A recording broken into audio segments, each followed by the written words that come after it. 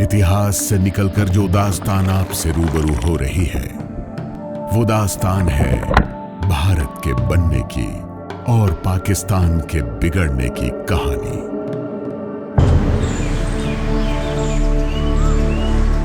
जय हिंद।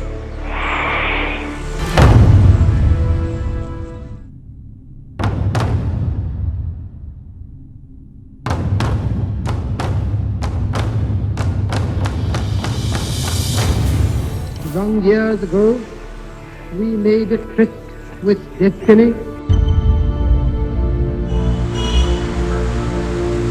आप सब आजाद हैं अपनी मस्जिदों में जाने के लिए।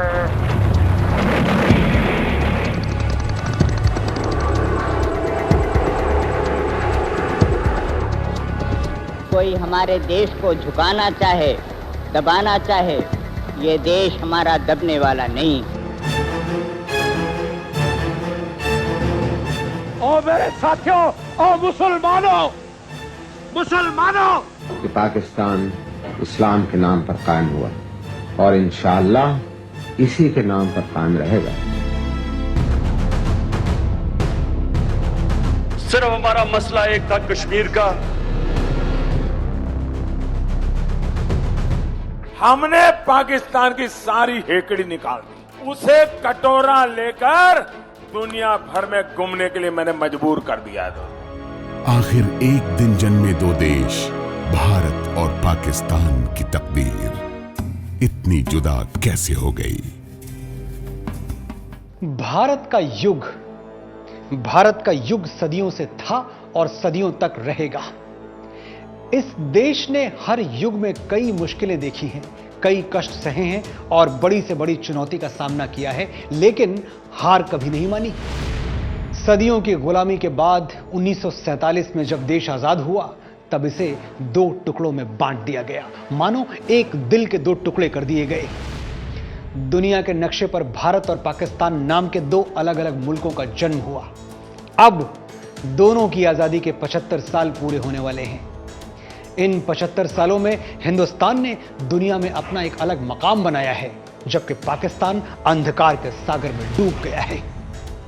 भारत के बनने और पाकिस्तान के बिगड़ने की कहानी आज के युग में पूरी दुनिया के लिए एक मिसाल है। महात्मा गांधी, जवाहरलाल नेहरू, सुभाष चंद्र बोस जैसे स्वतंत्रता सेनानियों ने 1947 से पहले ही आधुनिक भारत के लिए एक सपना देख लिया था।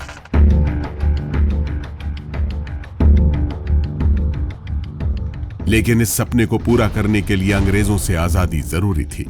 अंग्रेजों से आजादी का बिगुल 1947 से लगभग एक सदी पहले, यानी 29 मार्च 1857 को ही बजा दिया गया था, जब पश्चिम बंगाल के बैरकपुर में ईस्ट इंडिया कंपनी के सिपाही मंगल पांडे ने अंग्रेजों के खिलाफ विद्रोह कर दिया था।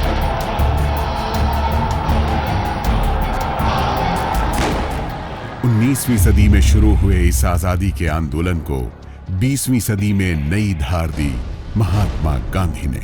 30 अप्रैल 1931 को गुजरात के आणंद जिले के बोरसाड में अपने जीवन के पहले टीवी इंटरव्यू में फॉक्स न्यूज से बात करते हुए महात्मा गांधी ने अंग्रेजों के खिलाफ अहिंसा के रास्ते पर चलते हुए एक लंबे संघर्ष का जिक्र किया था। If England does not grant your demands, what course of action will you follow then? Of course, civil disobedience and all other phases of the Satyagraha are always at our disposal, but whether we shall resort to this weapon immediately or what other steps we shall take, I cannot judge at present. एक तरफ महात्मा गांधी आजादी दिलाने के लिए अहिंसा का रास्ता दिखा रहे थे, जबकि दूसरी तरफ नेताजी सुभाष चंद्र बोस जैसे स्वतंत्रता सेनानियों को उग्र आंदोलन से भी परहेज नहीं था। उन्होंने आजाद हिंद फौज की स्थापना की। दिल्ली दिल्ली जाएंगे, हम अपनी हिंद बनाएंगे। अब फौज बन के रहना है, दुख तक मुसीबत सहना है। सुभाष का कहना है, चलो दिल्ली चल के रहना है। 4 जुलाई 1943 को सिंगापुर में उन्होंने भारतीय समुदाय के सामने जो भाषण दिया, उसे सुनकर आज भी रोंगटे खड़े हो जाते हैं। हमें अपना खून बहाना है, हमें कुर्बानी उठाना है, सब रुकावटें का सामना करना है, आखिर में कामयाब होना। इस रास्ते में हम क्या देखें? हम सब गुलाम हैं। हमारे हाथ में है क्या? हमारे रास्ते में आएगी भूख, प्यार, तकलीफें, विपदें, मौत। कोई नहीं कह सकता है कि लोग इस जंग में शरीक होंगे, उनसे कितने लोग निकलेंगे जिंदा होगा। कोई बात नहीं है, हम जिंदा रहेंगे या तो मरेंगे, कोई बात नहीं है। बात कोई सही बात यह है, आम बात यह है, आखिर में हमारी कामयाबी होगी, हिंदुस्तान आजाद होगा। तेरी जानिब उठी जो कहर की नजर, उस नजर को झुकाकर ही दम लेंगे हम। तेरी धरती पे है जो कदम गैर का, उस कदम का निशान तक मिटा देंगे हम।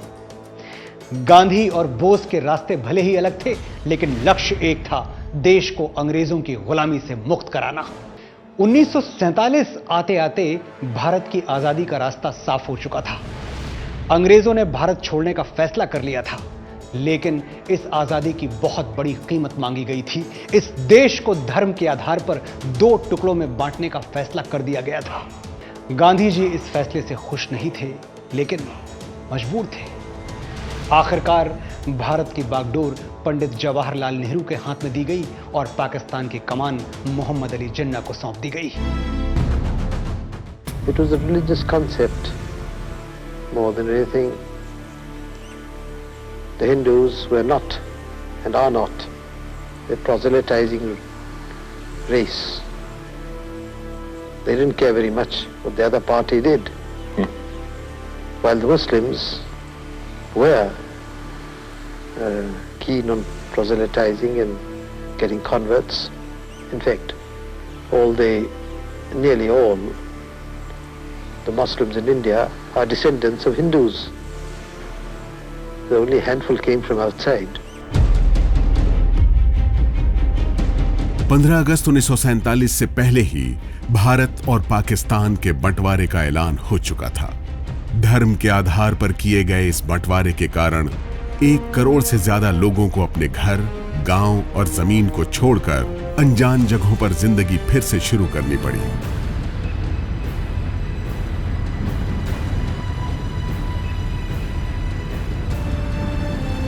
शायद मानव इतिहास में इतनी बड़ी संख्या में लोगों को पहले कभी विस्थापित नहीं होना पड़ा था। लाखों हिंदू और सिख परिवारों को पाकिस्तानी हिस्से से भारत आना पड़ा। इसी तरह लाखों मुसलमान परिवार उत्तर प्रदेश, बिहार और पंजाब जैसे राज्यों से पाकिस्तान चले गए। Life and the property and the religious belief should be fully protected by the state at any cost. जिन्ना ने अपने भाषण में जिस आजाद ख्याल पाकिस्तान का जिक्र किया था, वैसा पाकिस्तान आज तक नहीं बन पाया। 14 अगस्त 1947 को जिन्ना ने पाकिस्तान का झंडा फहराकर एक नए देश की नींव तो रखी, लेकिन वो नींव कितनी कमजोर, कितनी खोखली थी, इसका एहसास तक उन्हें नहीं था। दूसरी तरफ पंडित जवाहरलाल नेहरू ने एक ऐसे स्वतंत्र विचारों वाले देश की नींव रखी जिसने धर्म और जात पात की बेड़ियों को तोड़ते हुए आर्थिक और सामाजिक तरक्की की राह पर चलने का फैसला किया। 14 अगस्त 1947 को आजादी की पूर्व संध्या पर नेहरू ने अपने भाषण में ही नए भारत के उदय का ऐलान कर दिया था। Long years ago, we made a tryst with destiny, and now the time comes when we shall redeem our pledge, not wholly or in full measure, but very substantially. At the stroke of the midnight hour, when the world sleeps, India will awake to life and freedom. विदेश स्वतंत्र देश को सबसे पहले आप ये करते हैं आधुनिक परिस्थितियों में कि अपना एक संविधान बनाते हैं जिसके हिसाब से आप अपनी पॉलिटी, देश, समाज, राजनीति चलाते हैं। पाकिस्तान में 1956 तक अपना कॉन्स्टिट्यूशन नहीं बना, जो कि हमने भारत में सबसे पहले बना लिया था। पाकिस्तान जो है एक किस्म से शरिया स्टेट की तरह बन गया है, जहां फ्रीडम ऑफ थॉट या फ्रीडम ऑफ एक्सप्रेशन है ही नहीं। 15 अगस्त 1947 को पंडित जवाहरलाल नेहरू ने लाल किले की प्राचीर से झंडा फहराकर एक नए भारत की नींव रखी। नेहरू उदारवादी विचार के नेता थे। उन्होंने अपने विरोधियों का सहयोग हासिल कर देश की तत्कालीन समस्याओं से निपटने की योजनाएं बनानी शुरू की। लेकिन आजादी के बाद धर्म के नाम पर हो रहे दंगों से स्थिति विकट हो गई थी। गांधी जी काफी परेशान थे। मृत्यु से ठीक 2 दिन पहले यानी 28 जनवरी 1948 को गांधी जी दिल्ली में हुई प्रार्थना सभा में काफी दुखी थे। किसी के नसीब में मरना ही होगा तो मरेंगे भी सही। बहुत चीजें हैं जिससे आदमी मर जाते हैं। एक हमारे यहाँ ये भी एक मर्ज हो गया है कि मुसलमान वो हिंदू और सिख को देखे तो काटे और हिंदू और सिख मुसलमान को देखे तो काटे। ईश्वर की कृपा से ये मरकज में कुछ ऐसा लगता है कि हम तीनों अच्छे हो गए हैं, शानी हो गए हैं और समझते हैं कि मूर्खता है, किसी को काटना चाहता। वो काम जो कुछ भी है उस हुकूमत को करना है वो करें, लेकिन हम एक एक आदमी ये काम करना शुरू कर ले तो पीछे हम इंसान नहीं रह सकते। 30 जनवरी 1948 को दिल्ली के बिरला हाउस में शाम 5:17 पर हिंदू महासभा से जुड़े नाथूराम गोडसे ने 3 गोलियां मारकर गांधी जी की हत्या कर दी। पूरा देश स्तब्ध रह गया।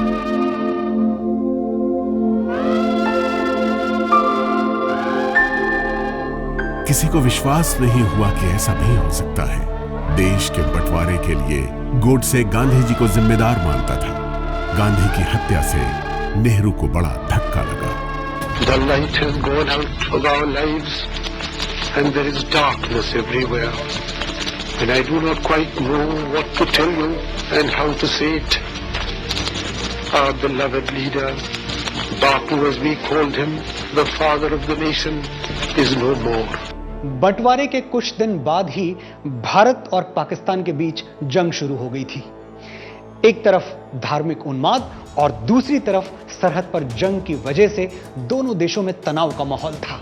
1947 से लेकर 1949 तक चले पहले भारत पाकिस्तान युद्ध की असली वजह थी कश्मीर। हैरानी की बात है कि आजादी के लगभग 75 साल बाद भी पाकिस्तान इस मुद्दे को पकड़कर बैठा हुआ है। इसी जिद की वजह से पाकिस्तान लगातार अंधकार में डूबता चला गया। भारत और पाकिस्तान के बीच पहला युद्ध इसलिए हुआ क्योंकि पाकिस्तान ने कश्मीर को भारत का हिस्सा मानने से इनकार कर दिया था। दरअसल आजादी के वक्त जम्मू कश्मीर के राजा हरि सिंह ने भारत और पाकिस्तान दोनों में से किसी के साथ विलय को स्वीकार नहीं किया था। लेकिन कुछ दिन बाद जब पाकिस्तान समर्थक कबायलियों ने विद्रोह किया तो राजा हरि सिंह ने भारत से मदद मांगी। पीएम नेहरू ने मदद के एवज में विलय का प्रस्ताव दिया, जिसे उन्होंने स्वीकार कर लिया और भारतीय सेना उनके बचाव में युद्ध में उतर पड़ी। इस युद्ध के बाद जम्मू कश्मीर का 2/3 हिस्सा भारत में रहा, जबकि 1/3 हिस्सा आज भी पाकिस्तान के कब्जे में है। The accession took place when Pakistan invaded India, or rather Pakistan helped people, the tribal people, to invade India. Well, you mean that part of India, Jammu and Kashmir? Yes, Jammu and Kashmir. And the people of Kashmir resisted this invasion. That is, not only the Maharaja who was there, but the others, the National Conference, which is quite apart from our National Congress, resisted it. That is, the Muslims resisted it. The Muslims themselves resisted it. They resisted it. And then they asked to be like to India. And because it is my conviction that so long as the Kashmir question is not settled, neither Pakistan nor India could be or would be in a position to play their proper role in the maintenance of peace in Asia. Kashmir के नाम पर पाकिस्तान ने 1965 का युद्ध भी लड़ा। उस वक्त देश के प्रधानमंत्री लाल बहादुर शास्त्री थे। पाकिस्तान की कमान लोकतंत्र का तख्ता पलट करने वाले तानाशाह जनरल अय्यूब खान के हाथ में थी। अय्यूब खान वही शख्स थे जिन्होंने कभी शास्त्री जी के शारीरिक कद और आवाज का मखौल उड़ाया था। शास्त्री जी ने 1965 की जंग में इसका माकूल जवाब दे दिया। अगर तलवार की नोक पर या एटम बॉम्ब के डर से कोई हमारे देश को झुकाना चाहे, दबाना चाहे, ये देश हमारा दबने वाला नहीं। To put the record straight, I would like Mr. Shastri to recall that when I told him that the biggest obstacle in the Indo-Pakistan relation was the question of Kashmir, he readily conceded that the issue needed to be resolved, but that he did not think himself strong enough to carry it through with his people at that moment. Bharat और पाकिस्तान के रिश्तों में नया मोड़ तब आया जब 1971 में भारत और पाकिस्तान के बीच तीसरी जंग हुई और पाकिस्तान का फिर बंटवारा हुआ। पूर्वी पाकिस्तान की जगह अब दुनिया के नक्शे पर एक नया देश बन गया था, बांग्लादेश। 1947 के बाद ही पूर्वी पाकिस्तान में बंगाली अस्मिता और स्वायत्तता के मुद्दे को लेकर जातीय संघर्ष शुरू हो गया था। 1971 में यह संघर्ष चरम पर था। पाकिस्तानी सेना पर अत्याचार के आरोप लग रहे थे। उस वक्त पाकिस्तान के राष्ट्रपति रहे जनरल याहिया खान की पूर्वी पाकिस्तान पर पकड़ पूरी तरह छूट चुकी थी। Army has persecuted nobody. Army has tried to save 70 million people of East Pakistan against armed rebels of East Pakistan who were excited and incited by a new theory and philosophy of Awami League for secession. The problem is not an Indo-Pakistan problem. The problem is between the military regime of West Pakistan and the people and the accepted elected representatives of the people of Bangladesh. Pakistan और भारत की तुलना करने का वैसे तो कोई मतलब नहीं बनता, कोई तुक नहीं बनता, क्योंकि दोनों देश जिस बुनियाद पर बने हैं वो बहुत अलग है। पाकिस्तान एक इस्लामिक देश है और भारत एक धर्मनिरपेक्ष देश। भारत एक मजबूत लोकतंत्र है, जबकि पाकिस्तान एक लड़खड़ाती हुई व्यवस्था, एक चरमराता हुआ लोकतंत्र है। वहां की सत्ता पर सेना का सिक्का चलता है, जबकि भारत में जनता का। हालांकि अर्थव्यवस्था के मोर्चे पर आजादी के बाद भारत और पाकिस्तान की आर्थिक स्थिति काफी सालों तक एक जैसी थी, लेकिन वो फर्क भी बहुत पहले खत्म हो चुका है। भारत और पाकिस्तान ने आजादी के बाद लगभग एक साथ अपनी आर्थिक यात्रा शुरू की थी।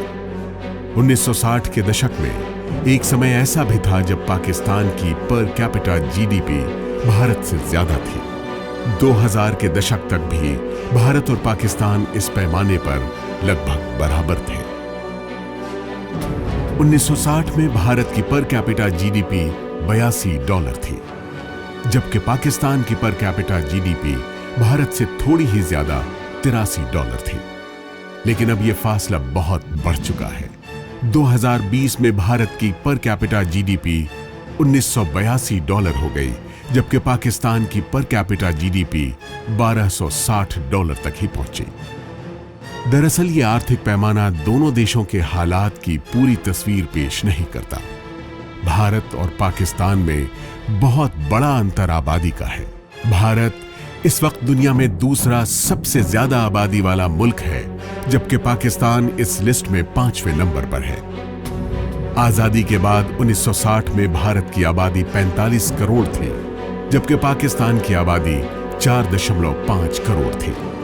अनुमान के मुताबिक 2020 में भारत की आबादी 136 करोड़ हो गई है, जबकि पाकिस्तान की आबादी करीब 21 करोड़ है। इतनी बड़ी आबादी को सही दिशा देने के लिए नए भारत का निर्माण पंडित नेहरू के दौर में ही शुरू हो चुका था। उद्योग, कृषि, शिक्षा, विज्ञान और कूटनीति के क्षेत्र में भारत ने तेजी से कदम बढ़ाए, लेकिन पाकिस्तान इस रास्ते पर न चलकर भटकता ही गया। मैं इससे पहले कई दफे कह चुका हूँ, आइंदा कहूंगा और अब भी कह रहा हूँ कि पाकिस्तान इस्लाम के नाम पर कायम हुआ और इंशाअल्लाह इसी के नाम पर कायम रहेगा। और जो अनासर ये सोच रहे हैं कि इसके टुकड़े हो जाएंगे या ये तितर बितर हो जाएगा या बिखर जाएगा, या जो कुव्वतें इस वक्त अंदरूनी या बैरूनी, मैं आपको यकीन दिलाता हूं कि इंशाअल्लाह अल्लाह ताला का अगर फजल रहा और अगर हमारे कौम के अपने इज्तिमाई अमाल ठीक रहे तो इस मुल्क की तरफ कोई उंगली नहीं उठा सकता। और मेरे साथियों और मुसलमानों, मैं तुम्हें गवाह देता हूं, मैं तुम्हें अल्लाह ताला के हाजिर नाज़िर करके गवाह देता हूं कि मुझे इक़्तिदार का हवस नहीं था। मैं इक़्तिदार बज़ाते खुद जुल्फ़िकार अली भुट्टो के लिए नहीं चाहता था। मैं इक़्तिदार गरीबों के लिए चाहता था, मैं इक़्तिदार मेहनतकशों के लिए चाहता था, मैं इक़्तिदार आवाम के लिए चाहता था, मैं इक़्तिदार आपके लिए चाहता था। 1991 में आर्थिक उदारीकरण का रास्ता अपनाते हुए भारत ने पूरी दुनिया के लिए अपने दरवाजे खोल दिए। भारत में बिजनेस के लिए लाइसेंस और परमिट राज खत्म हुआ, निजी क्षेत्र को बढ़ावा मिला और विदेशी निवेशकों की लाइन लग गई। सॉफ्टवेयर और आईटी के क्षेत्र में भारत का पूरी दुनिया में डंका बजा, जबकि पाकिस्तान ने आतंकवाद और धार्मिक कट्टरता को बढ़ावा दिया और बर्बादी की खाई में गिरता गया। हमने IITs बनाए, इंडियन इंस्टीट्यूट ऑफ टेक्नोलॉजी, हमने IIMs बनाए, इंडियन इंस्टीट्यूट ऑफ मैनेजमेंट, हमने एम्स जैसे अस्पताल बनाए, all India institute of medical sciences, हमने अंतरिक्ष के क्षेत्र में विश्व प्रसिद्ध संस्थान बनाए। पर पाकिस्तान वालों, आपने क्या बनाया? आपने लश्कर तैयबा बनाया, आपने जैशे मोहम्मद बनाया, आपने हक्कानी नेटवर्क बनाया, आपने हिजबुल मुजाहिदीन बनाया, आपने आतंकवादी ठिकाने बनाए, आपने टेररिस्ट कैंप्स बनाए। पाकिस्तान की अर्थव्यवस्था आज खस्ता हाल है और वो कर्ज के बोझ तले दबा हुआ है। आतंकवादियों को पनाह देने के कारण पूरी दुनिया में उसकी निंदा हो रही है। दूसरी तरफ भारत दुनिया की सबसे प्रमुख अर्थव्यवस्थाओं में से एक बन चुका है। हम पर कभी राज करने वाला ब्रिटेन आज हमसे पीछे है। भारत इस वक्त दुनिया की 5वीं सबसे बड़ी अर्थव्यवस्था है, जबकि पाकिस्तान दुनिया में 40वें नंबर पर है। दोनों देशों का किसी भी पैमाने पर कोई मुकाबला नहीं। 1960 में भारत की जीडीपी का आकार 37.03 बिलियन डॉलर था, जबकि पाकिस्तान की अर्थव्यवस्था 3.74 बिलियन डॉलर थी, यानी भारत से 10 गुना कम।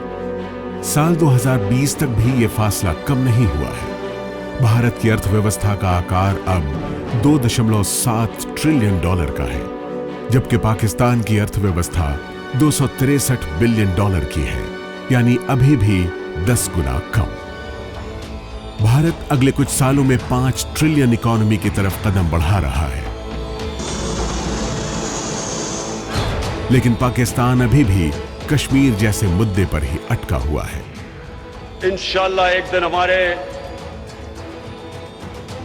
रिलेशन, हमारे हालात हिंदुस्तान से एक वो होंगे जो होने चाहिए थे अगर हमारा कश्मीर का शुरू में मसले का हल हो जाता। आज आतंकवाद एक विचारधारा बन गई है जो किसी सरहद से नहीं बंधी है। ये एक ग्लोबल प्रॉब्लम है, ये ग्लोबल थ्रेट बन गया है, जिसकी मजबूत जड़ें हमारे पड़ोस में फल फूल रही है। 5 अगस्त 2019 को मोदी सरकार ने वो कर दिखाया जिसकी पाकिस्तान ने कभी कल्पना भी नहीं की थी। मोदी सरकार ने जम्मू कश्मीर के अनुच्छेद 370 को हटाकर उसे केंद्र शासित प्रदेश बना दिया और फिर उसे 2 हिस्सों में बांट दिया, जम्मू कश्मीर और लद्दाख। संविधान जब बना तब से धारा 370 को अस्थायी माना गया। क्यों अस्थायी माना गया? अस्थायी इसलिए माना गया माननीय अध्यक्ष जी, क्योंकि कभी न कभी इसको हटना था, बहुत पहले हटना था, मगर किसी में राजनीतिक इच्छा शक्ति नहीं। पाकिस्तान को यह बात पसंद नहीं आई, लेकिन मोदी सरकार ने इसकी परवाह नहीं की। पीएम मोदी की मंशा साफ है। वो मानते हैं कि 75 सालों से चले आ रहे विवाद का निपटारा जरूरी है। उनकी नजरें तो पाकिस्तान के कब्जे वाले कश्मीर पर भी है।